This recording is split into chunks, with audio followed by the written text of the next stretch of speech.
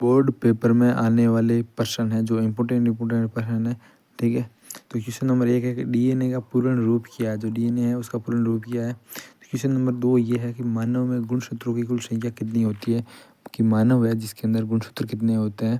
ठीक है, question number 3 है इंसुलिन है ना वो किस ग्रंथि से स्रावित होता है। इंसुलिन किस ग्रंथि से स्रावित होता है। क्वेश्चन नंबर 4 है प्रकाश संश्लेषण का मुख्य वर्णक कौन सा है। कि प्रकाश संश्लेषण का मुख्य वर्णक कौन सा है। क्वेश्चन नंबर 5 है मलेरिया रोग किस जीव के कारण होता है। मलेरिया रोग किस जीव के कारण होता है, इसका उत्तर आप बताइए।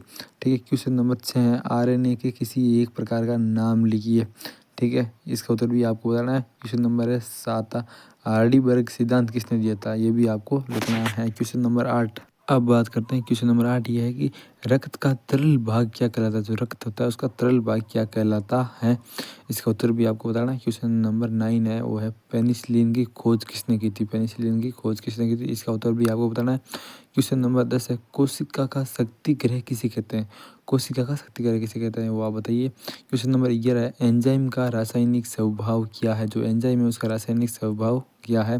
क्वेश्चन नंबर 12 है वो है F2PD में मोनोहाइब्रिड संकरण का अनुपात क्या होता है। जो F2PD है उसके अंदर मोनोहाइब्रिड जो संकरण है वो क्या होता है। क्वेश्चन नंबर 13 है पारिस्थितिकी तंत्र का एक अजैव घटक बताना है आपको। ठीक है, जो पारिस्थितिक तंत्र है उसका अजैव घटक कौन सा है वो बताना है। क्वेश्चन नंबर 14 है वो है हीमोफीलिया किस प्रकार का रोग है। हीमोफीलिया किस प्रकार का रोग है। क्वेश्चन नंबर 15 है वो है क्लोनिंग का एक उदाहरण लिखना है। क्लोनिंग है ना उसका उदाहरण लिखना है। क्वेश्चन नंबर 16 है एटीपी का पूर्ण रूप लिखिए।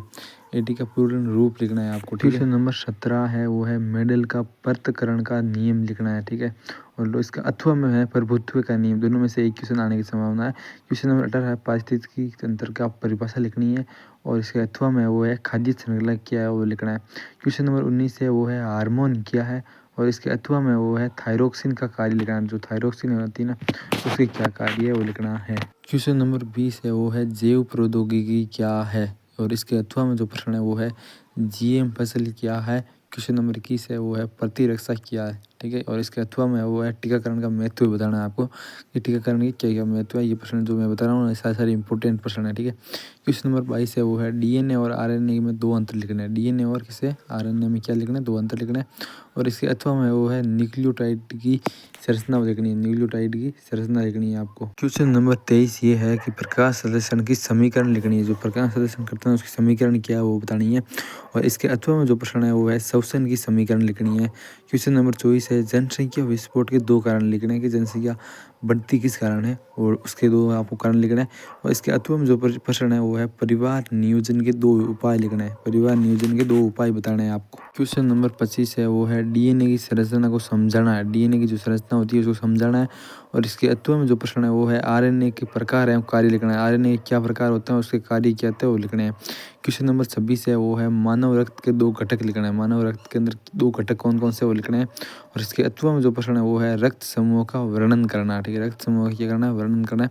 क्वेश्चन नंबर 27 है वो है मेडल का मोनोहाइब्रिड संकरण समझाना। जो मेडल का मोनोहाइब्रिड संकरण है ना वो समझाना है।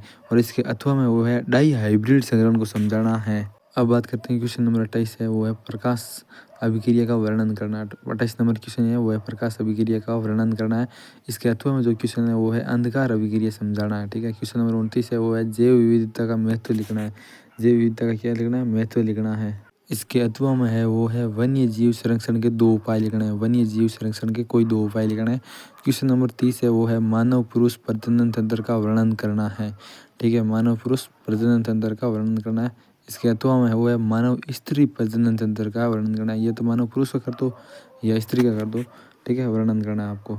अब बात करते हैं क्वेश्चन नंबर 31 क्या है वो है आनुवंशिकी रोग क्या है उसके उदाहरण दीजिए। ठीक है, कि आनुवंशिक रोग क्या होते हैं उसके उदाहरण लिखना है। और इसके अथवा में जो प्रश्न है वो है गुणसूत्रीय विकार क्या होते हैं उसको समझाना है। ठीक है, क्वेश्चन नंबर 32 है वो है पर्यावरण प्रदूषण के कारण लिखना है। पर्यावरण प्रदूषण के क्या कारण है वो आपको बताना है। इसके अथवा में जो प्रश्न है वो है ओजोन परत का क्षरण समझाना है। और ओजोन परत का क्या समझाना है आपको, क्षरण समझाना है। क्वेश्चन नंबर 33 ये है कि प्रकाश संश्लेषण की संपूर्ण प्रक्रिया को समझाना है। प्रकाश संश्लेषण की संपूर्ण प्रक्रिया को समझाना है। उसके अथवा में जो प्रश्न है वो है कोशिकीय श्वसन की प्रक्रिया को समझाना है। ठीक है, जो कोशिकीय श्वसन की प्रक्रिया है उसको समझाना है। क्वेश्चन नंबर 34 है वो है मानव प्रजनन में निषेचन की प्रक्रिया को समझाना है। कौन सी प्रक्रिया को समझाना है? निषेचन प्रक्रिया को, किसमें? मानव में। इसके अथवा में जो प्रश्न है वो है मासिक धर्म चक्र का वर्णन कीजिए। मासिक धर्म चक्र का वर्णन कीजिए। क्वेश्चन नंबर 35 है वो है जैव प्रौद्योगिकी के अनुप्रयोग लिखने हैं। जैव प्रौद्योगिकी क्या लिखना है? अनुप्रयोग लिखना है। इसके अथवा में है वो है रिकॉम्बिनेट डीएनए की तकनीक को समझाना। ठीक है, क्वेश्चन नंबर 36 है वो है पारिस्थितिकी तंत्र में ऊर्जा प्रवाह समझाना। ठीक है, जो पारिस्थितिकी तंत्र है उसके अंदर ऊर्जा प्रवाह कैसे होता है उसको समझाना है। उसके अथवा में जो प्रश्न है वो है खाद्य जाल का क्या करना? वर्णन करना है। क्वेश्चन नंबर 37 है वो है मेडल के प्रयोगों का विस्तृत वर्णन करना है आपको। ठीक है, मेडल के जितने भी प्रयोग थे उसका क्या करना है? वर्णन करना है। उसके अथवा में है वो है आनुवंशिकता के सिद्धांत का वर्णन करना है।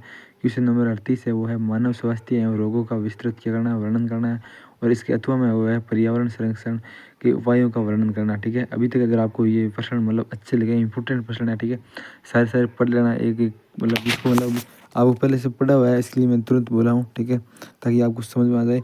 ठीक है, अब मतलब आपने एक बार देख लिया है। ठीक है, जो प्रश्न आपको डाउट लग रहा है वो एक बार वापस देख लीजिए। और ऐसे ही मतलब नए नए पेपर पाने के लिए हमें सब्सक्राइब कर लीजिए, ताकि हम आपको जल्द से जल्द पेपर और आपके पास भेज सकें और आपको जल्दी प्राप्त हो पेपर। इसलिए हमें क्या कर लीजिए, सब्सक्राइब